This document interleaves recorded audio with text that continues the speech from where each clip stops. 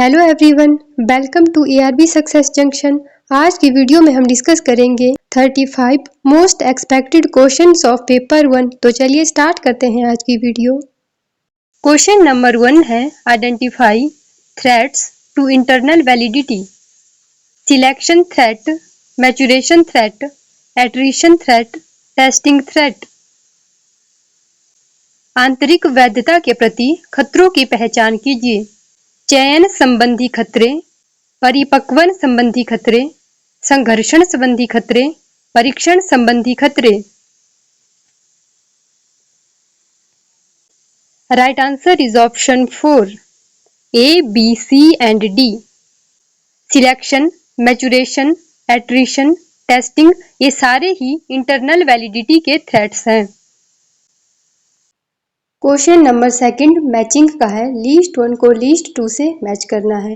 List 1 में स्वयं Prabha channel number दिए हैं और लिस्ट 2 में स्वयं प्रभा चैनल के नेम दिए हैं। Channel 4, channel 5, channel 6 and channel 7 और लिस्ट 2 में चैनल के नेम दिए हैं कौटिल्या, विधिक, लीगल, प्रबंधन, मैनेजमेंट, सारस्वत। इनको आपस में मैच करना है। सूची 1 को सूची 2 से मैच करना है। सूची 1 में स्वयं प्रभा चैनल संख्या दी है और सूची 2 में उनके नाम दिए हैं। चैनल 4, 5, 6, 7 और स्वयं प्रभा चैनल के नाम दिए हैं कौटिल्या, विधिक, प्रबंधन, सारस्वत। इनको आपस में मैच करना है। चैनल 4 का नाम सारस्वत है, ए का 4। चैनल 5 का नाम प्रबंधन है, बी का 3। चैनल 6 का नाम विधिक है, सी का 2। चैनल 7 का नेम कौटिल्या है, डी का 1। राइट आंसर इज ऑप्शन 2, ए का 4, बी का 3, सी का 2 एंड डी का 1। यहाँ पर स्वयं प्रभा के फर्स्ट 10 चैनल का नाम दिया हुआ है। चैनल फर्स्ट का नेम है वगीश, चैनल सेकंड का नेम है Sanskriti, channel 3 Prabodh, channel 4 Saraswat, channel 5 Prabandhan, channel 6 Vidhik, channel 7 Kautilya, channel 8 Aryabhatta, channel 9 Spandan, channel 10 Daksh. Question number 3 है which of the following devices are computer output devices only? Scanner, plotter, light pen, projector, speaker. Scanner और light pen input device है, plotter, projector और speaker output device है, इसीलिए इसका right answer होगा option 4, B, D and E. Plotter, projector and speaker are computer output devices. Input devices of computer: keyboard, mouse, scanner, trackball, joystick, light pen, touch screen, optical card reader, magnetic ink character recognition, optical barcode reader, voice recognition devices, optical mark reader. Output devices है monitor, printer, speaker, headphone, projector, braille reader, plotter. Computer में हमारे पास कुछ input device होते हैं और कुछ output devices होते हैं। इनपुट डिवाइसेस में आता है keyboard, optical pen, joystick, scanner, barcode reader and output devices में आता है headphones, headset, screen, laser printer, plotter, inkjet printer, speakers. और कुछ ऐसे डिवाइसेस होते हैं जो इनपुट और आउटपुट दोनों होते हैं, जैसे digital camera, pen drive, touch screen, CD DVD, webcam, fax और मॉडेम। ये कुछ ऐसे डिवाइसेस हैं जो आउटपुट और इनपुट दोनों ही हैं। Question number 4, the Kothari commission suggested spending up to -% of national income on education. 3%, 6%, 7%, 9%। Kothari आयोग ने शिक्षा पर राष्ट्रीय आय के डैश तक के व्यय का सुझाव दिया था। Right answer is option 2, 6%।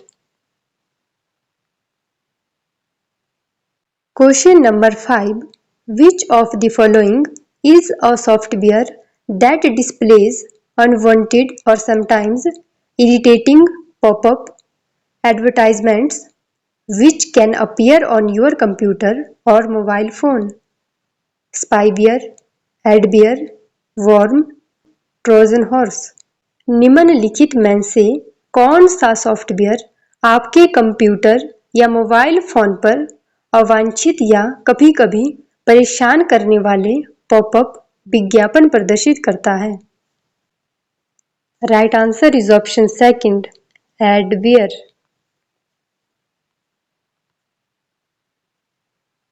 Malware एक ऐसा मॉलिशियस सॉफ्टवेयर होता है जो हमारे सिस्टम को हार्म करने के लिए ही डिजाइन किया जाता है। Types of malware. Virus. Virus malware का एक टाइप है। Virus is a piece of computer program और code that attach itself to a host program or file. It can spread from computer to computer, infecting as it travels. It can't run independently and requires host program to activate it. Virus can damage software, hardware and files. Virus does not spread without human action. An example of virus is I love you. I love you एक virus का example है। Virus एक ऐसा piece of computer programme या फिर एक ऐसा code होता है जो किसी फाइल पे अटैच होता है। जिस फाइल में ये वायरस होता है, एक बार उस फाइल को अगर एग्जीक्यूट कर दिया जाता है तो फिर ये virus computer to computer spread होता जाता है। जो वायरस होता है वो इंडिपेंडेंटली रन नहीं करता, उसे किसी न किसी होस्ट की जरूरत होती है। वायरस सॉफ्टवेयर, हार्डवेयर और फाइल्स को डैमेज कर सकता है। वायरस बिना ह्यूमन एक्शन के स्प्रेड नहीं हो सकता है। वर्म भी एक मालवेयर का टाइप है। A worm, like a virus, is designed to copy itself from one computer to another, but it can travel alone and independently without user action. Worm एक सेल्फ रेप्लिकेटिंग मालवेयर है। Worm भी virus की तरह ही होता है। Worm और virus में ये डिफरेंस होता है कि जो वर्म होता है वो इंडिपेंडेंटली ट्रेवल करता है विदाउट यूजर एक्शन के, और जो वायरस होता है वो ह्यूमन एक्शन से एक्टिवेट होता है। A great danger of worms is their ability to replicate in great volume. A worm could send out copies of itself to everyone listed in your email address book, causing heavy network traffic that could slow down the internet. An example of worm is Melissa. Next, Trojan horse है। Trojan horse भी malware का एक example है। Trojan horse is a computer program that appears to be useful but actually does damage.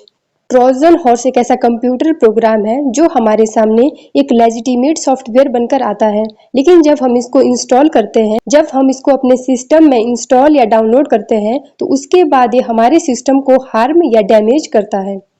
Trojan horse can also be included in software that downloaded for free. An example of Trojan horse is Happy 99. Happy 99 Trojan horse का एक example है। Malware के और भी बहुत से type है, जैसे virus, ransomware, scareware, spyware, Trojan horse, adware. Virus और ट्रोजन हॉर्स का मीनिंग हमने देख लिया है। अब नेक्स्ट देख लेते हैं रैनसमवेयर। रैनसमवेयर क्या होता है? रैनसमवेयर भी एक मालवेयर का एग्जाम्पल है। Ransomware encrypts your file and then demands a ransom to return the data to user. Ransomware में क्या होता है, जो हमारी फाइल होती है उनको एनक्रिप्ट कर लिया जाता है और हमसे डिमांड की जाती है कि जब तक हम रैनसम फिरौती पे नहीं करेंगे तब तक वो हमारी फाइल को रिटर्न नहीं करेंगे। नेक्स्ट है स्केयरवेयर। स्केयरवेयर भी एक मालवेयर का एग्जाम्पल है। The user would be taken to a page to purchase a fake programme.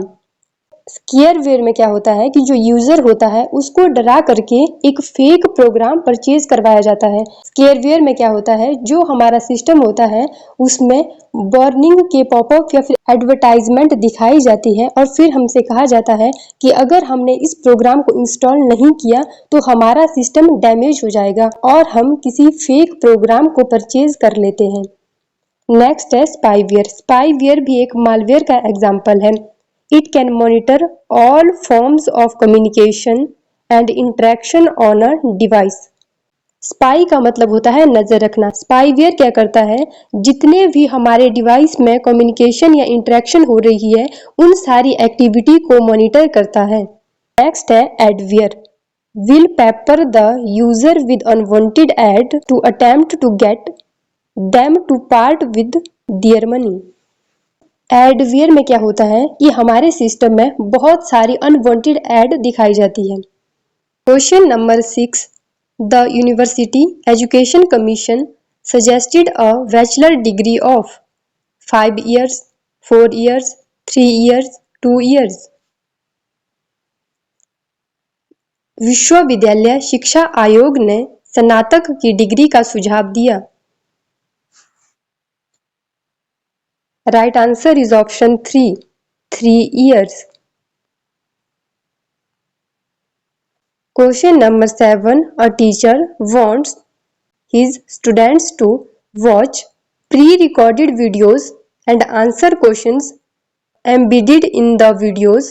Which tool would be most suitable for this purpose?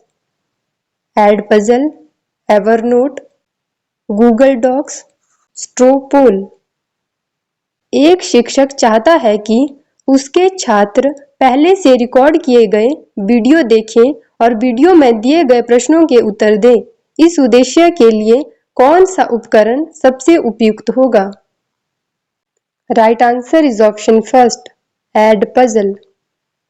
एडपजल का यूज हम इंटरेक्टिव वीडियो क्रिएट करने के लिए करते हैं, इसीलिए इसका राइट आंसर है option first. Question number 8, leachate is a greenhouse gas, air pollutant, liquid extract from landfill site, ozone depleting substance. Leachate एक है ग्रीनहाउस गैस, वायु प्रदूषक, लैंडफिल साइट से तरल निष्कर्ष, ओजोन परत को नुकसान पहुंचाने वाला पदार्थ। Right answer is option 3, liquid extract from landfill site. Question number 9, to teach a particular topic, a teacher first gives the students to watch the pre-recorded video of the lecture at home and then engages the students in discussion and problem-solving activities in the class. This is an example of lecture demonstration, flipped classroom, asynchronous learning, synchronous learning. किसी विशेष विषय को पढ़ाने के लिए एक शिक्षक पहले छात्रों को घर पर व्याख्यान का पहले से रिकॉर्ड किया गया वीडियो देखने के लिए देता है और फिर छात्रों को कक्षा में चर्चा और समस्या समाधान गतिविधियों में शामिल करता है। यह किसका एक उदाहरण है? Right answer is option second, flipped classroom. Flipped classroom में जो ट्रेडिशनल क्लासरूम होती है उसको उल्टा कर दिया जाता है, उसको फ्लिप्ड कर दिया जाता है। ट्रेडिशनल क्लासरूम में क्या होता था, एक टीचर स्टूडेंट्स को लेक्चर देता था, उनको टॉपिक समझाता था और घर के लिए उनको होमवर्क दिया जाता था ताकि जो भी प्रॉब्लम है वो घर में जाकर सॉल्व कर सके। लेकिन फ्लिप्ड क्लासरूम उल्टा होता है, इसमें स्टूडेंट्स को पहले से ही pre recorded video lecture provide कर दिया जाता है ताकि स्टूडेंट घर में ही पहले ही वीडियो लेक्चर देख लें और उसके बाद जब स्टूडेंट क्लासरूम में आते हैं तो वहां पर उनसे डिस्कशन करवाया जाता है, प्रॉब्लम सॉल्व करवाई जाती है और एक्टिविटीज करवाई जाती है। Question number 10, Somdatt who is never seen eating during the day time is constantly gaining weight, therefore he must be eating during the night time. As per classical, which instrument of knowledge is used in the above statement? Perception, analogy, verbal authority, postulation. Somdatt, जो कभी दिन के समय खाते हुए नहीं देखा जाता है, उसका वजन लगातार बढ़ रहा है, इसीलिए वह रात के समय खाता होगा। शास्त्रीय भारतीय दर्शन के अनुसार उपरोक्त कथन में ज्ञान के किस साधन का उपयोग किया गया है? Right answer is option 4, postulation, अर्थपत्ति। Question number 11, which one of the following is considered as a prominent indoor air pollutant? Mercury, radon, helium, argon. निम्नलिखित में से किसे प्रमुख इंडोर वायु प्रदूषक माना जाता है? Right answer is option 2, radon. Radon के अलावा और भी बहुत सारे इंडोर एयर पोल्यूटेंट हैं, जैसे VOCs, tobacco smoke, mould, carbon monoxide, particulate matter, bacteria, condensation, formaldehyde, stale air, nitrogen oxide, asbestos. Question number 12, which of the following are routes for exposure to pollutants in humans? Inhalation, consumption, injection, dermal, digestion. Right answer is option 2, A, C and D. Inhalation, injection and dermal. हमारे शरीर में pollutant inhalation, injection और dermal के through enter होते हैं। Inhalation, जब हम सांस लेते हैं तो हमारी बॉडी में पोल्यूटेंट एंटर होते हैं। इंजेक्शन, जब भी हम कुछ खाते या पीते हैं तो तब भी हमारी बॉडी में पोल्यूटेंट एंटर होते हैं। डर्मल, स्किन के थ्रू भी हमारी बॉडी में पोल्यूटेंट एंटर होते हैं, इसीलिए इसका राइट आंसर हो जाएगा option 2, inhalation, injection and dermal. Question number 13 matching का है। लीस्ट 1 को लीस्ट 2 से मैच करना है। लीस्ट 1 में स्केल ऑफ मेजरमेंट दिया है एंड लीस्ट 2 में एग्जाम्पल ऑफ वेरिएबल दिया है। लीस्ट 1 में स्केल दी है nominal, ordinal, interval and ratio and list 2 में एग्जाम्पल ऑफ वेरिएबल दिए हैं height of students, time of day, caste, rank of army personnel. Right answer is option 3, A का 3, B का 4, सी का 2 एंड डी का 1। नॉमिनल स्केल का example है cast, ordinal scale का एग्जाम्पल है rank of army personal, interval scale का example है time of day and ratio scale का एग्जाम्पल है height of students. Nominal scale में हम वेरिएबल को सिर्फ कैटेगरी में डिवाइड करते हैं, जैसे फॉर एग्जाम्पल जेंडर, मेल या फीमेल, रिलीजन, कास्ट, इनको हम नॉमिनल स्केल में इंक्लूड करते हैं। ऑर्डिनल स्केल में हम वेरिएबल को कैटेगरी में डिवाइड करते हैं और साथ में उनको रैंक या ऑर्डर भी देते हैं।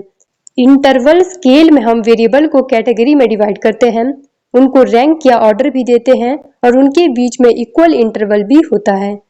रेशो स्केल में हम वेरिएबल को कैटेगरी में डिवाइड करते हैं, उनको रैंक या ऑर्डर देते हैं, उनके बीच में इक्वल इंटरवल होता है और रेशो स्केल में ट्रू 0 पॉइंट भी होता है। नॉमिनल स्केल में नेम्ड वेरिएबल्स आते हैं, ऑर्डिनल स्केल में नेम प्लस ऑर्डर भी आता है, इंटरवल स्केल में name plus order plus equal interval भी आता है। रेशो स्केल में नेम, ऑर्डर, इक्वल इंटरवल और एब्सोल्यूट 0 पॉइंट भी आता है।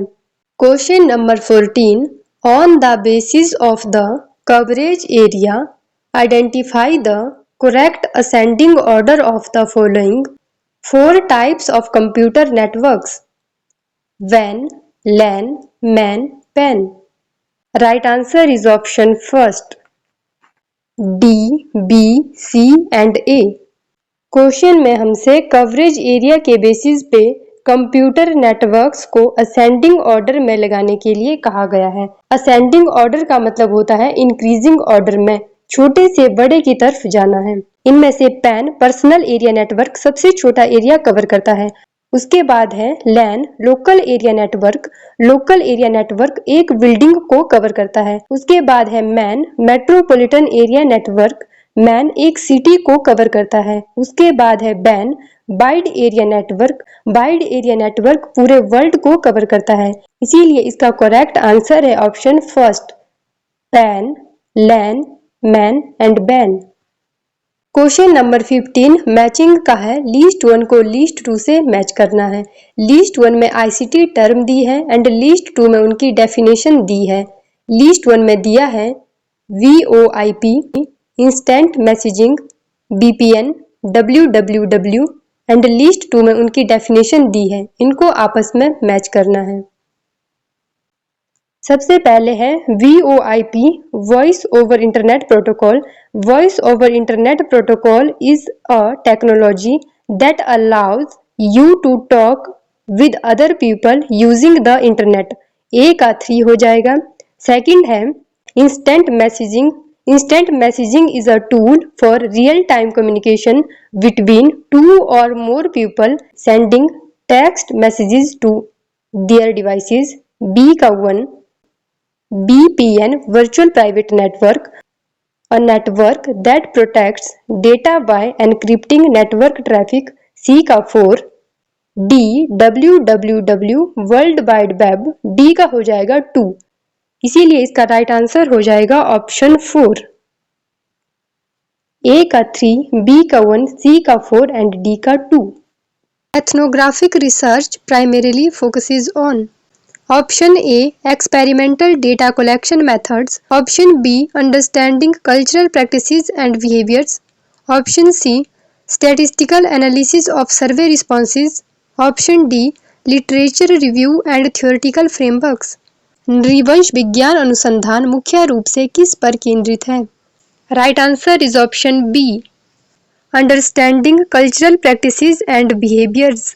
Ethnographic research is a qualitative research method that focuses on understanding the culture and behaviour of a group of people. नृवंश विज्ञान अनुसंधान एक गुणात्मक शोध पद्धति है जो लोगों के समूह की संस्कृति और व्यवहार को समझने पर केंद्रित है। Question number 2. Descriptive research is primarily concerned with option A. Exploring cause and effect relationship, option B. Developing new theories, option C. Describing characteristics or phenomena, option D. Conducting experiments. Right answer is option C. Describing characteristics or phenomena. विशेषताओं या घटनाओं का वर्णन करना। Descriptive research focuses on describing and documenting the characteristics, behavior or phenomena of interest without altering them in any way. Descriptive research में किसी phenomena या व्यवहार को as it is describe किया जाता है, उसमें किसी तरह का कोई मॉडिफिकेशन नहीं किया जाता है, जैसी चीजें होती है वैसे ही उनको as it is describe किया जाता है। वर्णनात्मक शोध में रुचि की विशेषताओं, व्यवहारों या घटनाओं को बिना किसी तरह से बदले वर्णित करने और उनका दस्तावेजीकरण करने पर ध्यान केंद्रित किया जाता है। Question number 3, historical research primarily focuses on option A exploring cause and effect relationship in contemporary events, option B analysing statistical data trends over time, option C investigating past events and their context, option D conducting experiments to validate historical hypotheses। ऐतिहासिक शोध मुख्यतः किस पर केंद्रित है? Right answer is option C investigating past events and their context। अतीत की घटनाओं और उनके संदर्भों की जांच करना। Historical research is concerned with investigating past events, people, cultures and their context. It involves the critical analysis and interpretation of historical resources to reconstruct and understand the past. Historical research में हम past events को study करते हैं। ऐतिहासिक शोध अतीत की घटनाओं, लोगों, संस्कृतियों और उनके संदर्भों की जांच करने से संबंधित है। इसमें अतीत को फिर से बनाने और समझने के लिए ऐतिहासिक स्रोतों का महत्वपूर्ण विश्लेषण और व्याख्या शामिल है। Question number 4, longitudinal research primarily focuses on option A collecting data at a single point in time, option B analysing cross sectional data, option C studying changes over an extended period. Option D, conducting experiments in different settings. अनुदैर्ध्य अनुसंधान मुख्य रूप से किस पर केंद्रित है? Right answer is option C, studying changes over an extended period. Longitudinal research is a type of research design that involves studying the same individuals, groups, or phenomena over an extended period to observe changes or development over time. It focuses on tracking and analyzing trends, behaviors, or outcomes across multiple time points. Longitudinal research में एक variable को different time में study किया जाता है. अनुदैर्ध्य शोध एक प्रकार का शोध डिजाइन है जिसमें समय के साथ परिवर्तन या विकास को देखने के लिए एक ही व्यक्ति, समूह या घटना का विस्तारित अवधि में अध्ययन करना शामिल है. यह कई समय बिंदुओं पर रुझानों, व्यवहारों या परिणामों को ट्रैक करने और उनका विश्लेषण करने पर केंद्रित है. Question number 5. Positivism is primarily associated with which approach to knowledge? Option A, empirical and scientific. Option B, philosophical and speculative. Option D, subjective and interpretive. प्रत्यक्षवाद मुख्यतः ज्ञान के किस दृष्टिकोण से जुड़ा है? Right answer is option A, empirical and scientific. अनुभवजन्य और वैज्ञानिक. Positivism is an epistemological stance that emphasizes empirical evidence and scientific methods as the primary means of acquiring knowledge about the world. It asserts that knowledge should be based on observable, measurable phenomena and that theories should be tested through systematic observation and experimentation. Positivism एक ऐसी approach है जो मानती है कि knowledge सिर्फ वही है जिसको हम साइंटिफिकली प्रूव कर सकते हैं. प्रत्यक्षवाद एक ज्ञान मीमांसावादी रुख है जो दुनिया के बारे में ज्ञान प्राप्त करने के प्राथमिक साधन के रूप में अनुभवजन्य साक्ष्य और वैज्ञानिक तरीकों पर जोर देता है. यह इस बात पर जोर देता है कि ज्ञान अवलोकन योग्य, मापने योग्य घटनाओं पर आधारित होना चाहिए और सिद्धांतों को व्यवस्थित अवलोकन और प्रयोग के माध्यम से परखा जाना चाहिए. Question number 6. Post-positivism is primarily associated with which perspective on knowledge? Option A, emphasizing subjective interpretation.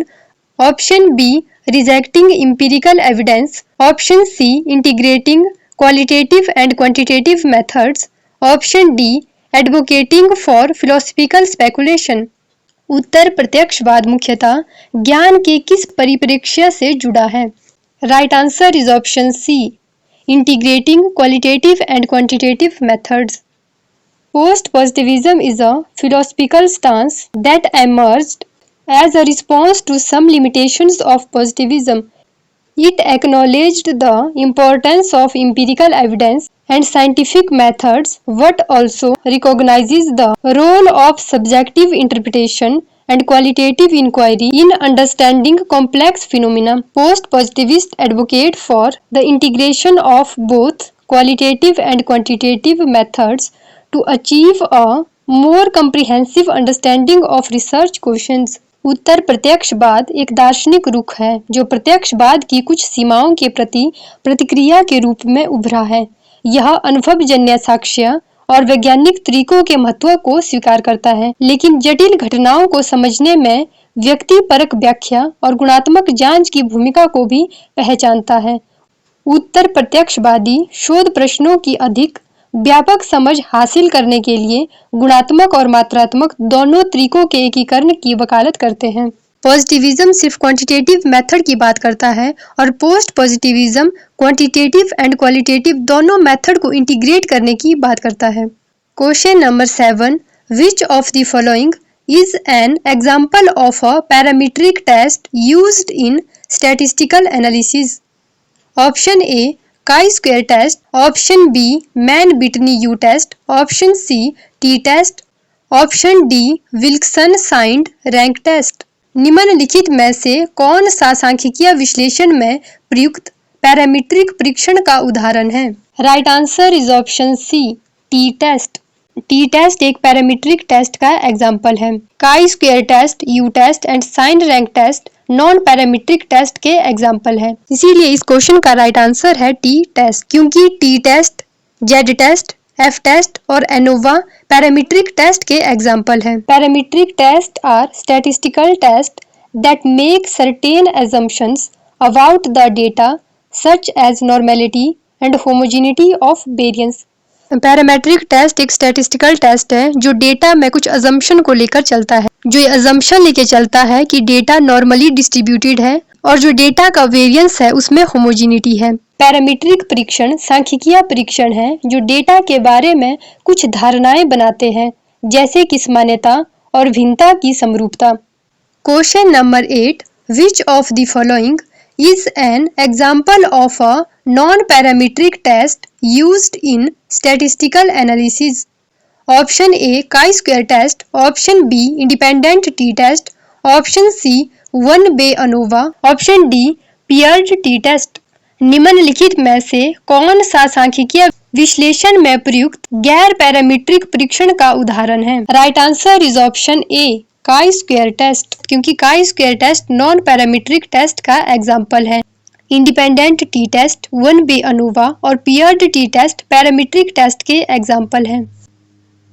काई square test is a non parametric test used to determine whether there is a significant association between categorical variables। Question number 9. In hypothesis testing, the null hypothesis H0 typically states: Option A, there is a significant difference between groups. Option B, there is no significant difference between groups. Option C, the research question is proven. Option D, the alternative hypothesis is rejected। परिकल्पना परीक्षण में शून्य परिकल्पना आम तौर पर बताती है। Right answer is option B, there is no significant difference between groups. Null hypothesis हमें बताती है कि दो वेरिएबल्स के बीच में किसी तरह का कोई सिग्निफिकेंट डिफरेंस नहीं है, और अल्टरनेटिव हाइपोथेसिस हमें बताती है कि दो वेरिएबल्स के बीच में सिग्निफिकेंट डिफरेंस है। Null hypothesis in hypothesis testing is a statement that assumes no effect or no relationship between variables। Null hypothesis हमें बताती है कि दो वेरिएबल्स के बीच में किसी तरह का कोई रिलेशनशिप नहीं है, और अल्टरनेटिव हाइपोथेसिस हमें बताती है कि दो वेरिएबल्स के बीच में रिलेशनशिप एग्जिस्ट करता है। दो वेरिएबल्स के बीच में रिलेशनशिप पॉजिटिव भी हो सकता है और नेगेटिव भी हो सकता है।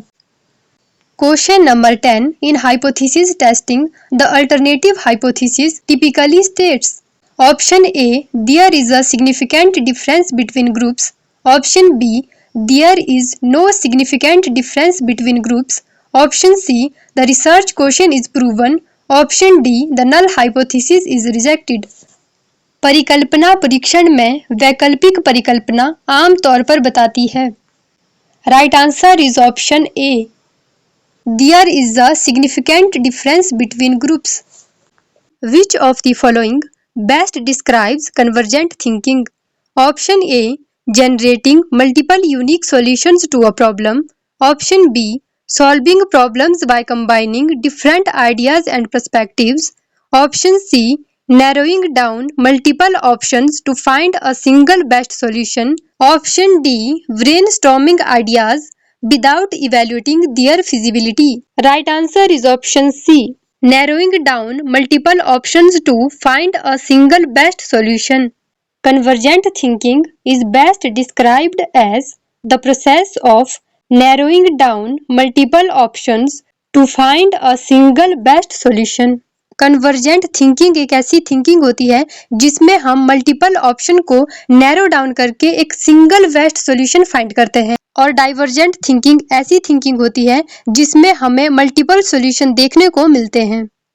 Convergent thinking versus divergent thinking.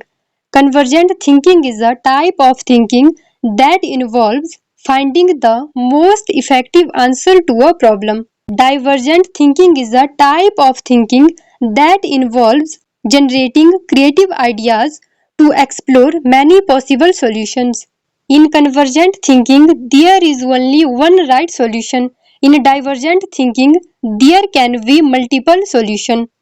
Convergent thinking में हम डिडक्टिव रीजनिंग का यूज करते हैं और डाइवर्जेंट थिंकिंग में हम इंडक्टिव रीजनिंग का यूज करते हैं। Convergent thinking accurate, speedy and logical होती है और divergent thinking spontaneous, free flowing and non linear होती है। Convergent thinking takes less time, divergent thinking takes more time. Divergent thinking is a cognitive process used to generate a variety of ideas or solution by exploring multiple possibilities and perspectives. Divergent thinking एक ऐसी thinking होती है जिसमें हमें multiple possibility और multiple solutions देखने को मिलते हैं।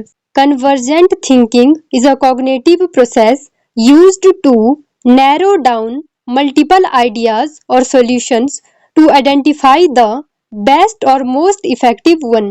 कन्वर्जेंट थिंकिंग एक ऐसी थिंकिंग होती है जिसमें हम मल्टीपल आइडियाज को नैरो डाउन करके एक सिंगल बेस्ट सॉल्यूशन फाइंड करते हैं। Question number 2, which of the following best describes divergent thinking? Option A, focusing on a single correct answer to a problem. Option B, generating multiple unique solution to a problem. Option C, using a step-by-step approach to solve a problem.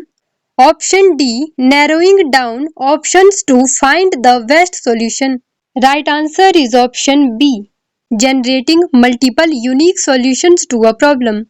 Divergent thinking is best described as the process of generating multiple unique solutions to a problem.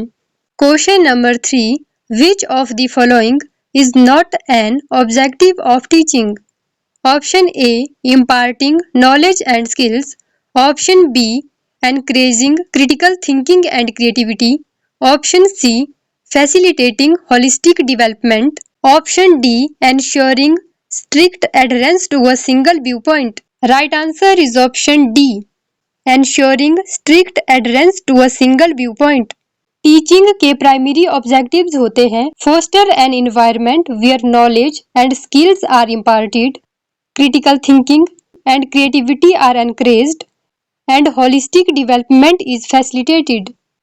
Question number 4, which of the following is a primary objective of teaching? Option A, to ensure students memorize facts without understanding. Option B, to encourage critical thinking and problem solving skills. Option C, to enforce uniformity in student opinions. Option D, to limit students exposure to diverse viewpoints. Right answer is option B, to encourage critical thinking and problem solving skills. One of the primary objectives of teaching is to encourage critical thinking and problem solving skills. Question number 5, in the context of learning, what does a plateau refer to? Option A, a period during which no noticeable progress is made despite continuous efforts. Option B, a sudden increase in learning performance. Option C, the initial phase of rapid learning. Option D, the final stage of mastery in a skill. Right answer is option A, a period during which no noticeable progress is made despite continuous efforts. In the context of learning, a plateau refers to a period during which no noticeable progress is made despite continuous efforts.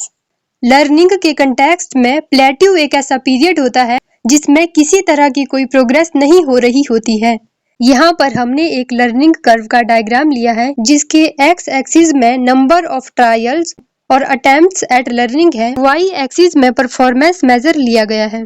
Learning curve के starting में slow beginning होती है, उसके बाद steep acceleration की stage आती है और सबसे लास्ट में प्लेट्यू स्टेज आती है। लर्निंग कर्व में प्लेट्यू स्टेज एक स्टेशनरी स्टेज होती है जिसमें लर्निंग में किसी तरह की कोई प्रोग्रेस नहीं हो रही होती है। प्लेट्यू स्टेज में लर्निंग में किसी तरह की कोई इम्प्रूवमेंट देखने को नहीं मिलती है।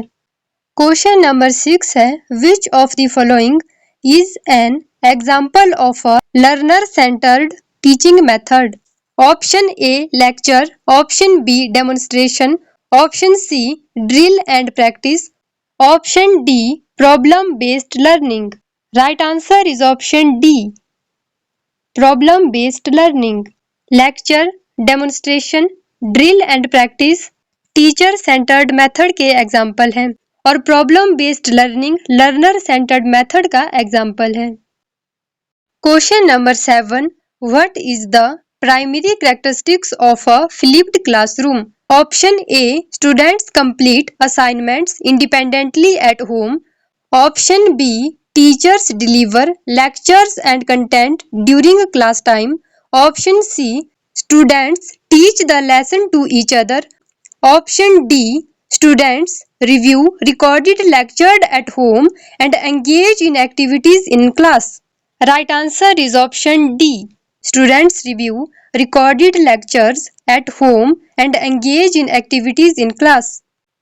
The primary characteristics of a flipped classroom is that students review recorded lectures or instruction materials at home and then engage in interactive activities, discussions and exercise during class time. Flipped classroom traditional classroom से उल्टा होता है। Traditional classroom में क्या होता था, एक teacher class में लेक्चर देता था, कंटेंट समझाता था और स्टूडेंट्स घर में जाकर एक्सरसाइज और होमवर्क करते थे। लेकिन फ्लिप्ड क्लासरूम में इससे उल्टा होता है।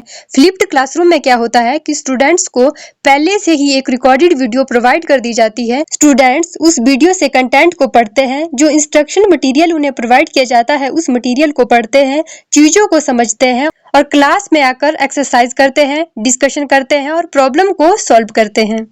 क्वेश्चन नंबर 8 है what did Ivan Pavlov famously demonstrate through his experiments with dogs. Option A operant conditioning, option B classical conditioning, option C observational learning, option D cognitive learning. Right answer is option B classical conditioning. Ivan Pavlov famously demonstrated classical conditioning through his experiments with dogs. Question number 9. Who is credited with developing the theory of operant conditioning? Option A. Ivan Pavlov, option B. B.F. Skinner, option C. Albert Bandura, option D. John V. Watson. Right answer is option B. B.F. Skinner. Operant conditioning is a theory developed by B.F. Skinner. Question number 10. Who proposed the theory of multiple intelligence? Option A. Howard Gardner, option B. Jean Piaget, option C. Lev Vygotsky, option D. Erik Erikson. Right answer is option A. Howard Gardner. The theory of multiple intelligence was proposed by Howard Gardner. I hope आपको यह video helpful लगी है। अगर आपको यह video helpful लगी है तो इसी तरह की और वीडियोस देखने के लिए चैनल को सब्सक्राइब कर दीजिए, वीडियो को लाइक एंड शेयर कर दीजिए। Thank you.